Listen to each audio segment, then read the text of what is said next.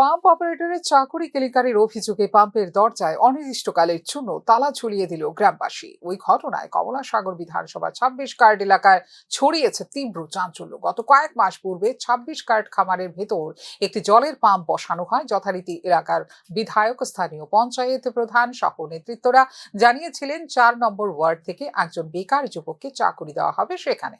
কিন্তু এই ক্ষেত্রে অর্থের বিনিময়ে বাঁকা পথে অন্য ওয়ার্ডের প্রাক্তন পঞ্চায়েত প্রধানের ছেলেকে দেওয়া হয় চাকরি বলে অভিযোগ করেন স্থানীয় গ্রামবাসীরা। ফার্মে একটা জলের ফার্ম বইছে, আমরা তারা কাছে কইছি যে আমরা ফারাত থেকে শিক্ষিত ফুলামানদের দেন, তারা না দিয়ে অন্য ফারাত দেওয়া দিচ্ছে চাকরিটা। তো আমরা চাইতেছি আমরা ফারাত মধ্যে এটা থাক, অন্য ফারাত দিলে আমরা মানতাম না।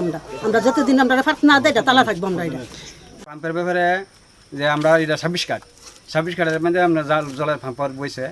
তো এটা হইল 26 কার্ড যেমন যে কোনো একটা ফলাফানা পা, হ্যাঁ, এটা হইলো আমরা সমস্যা কি এটা অন্য ওয়ার্ড থেকে আমরা পাইব করে, হ্যাঁ, এটা হইলো আমরা দাবি আমরা, হ্যাঁ। আর MLA মাসখানে আগে দাঁড়িয়ে গেছে, MLA কইছে না এই যে ওয়ার্ডের জলের সাপ্লাই এই ওয়ার্ডের তারাই পাইব, হ্যাঁ, এটা অন্য ওয়ার্ডের তারা দিয়ে দিছে।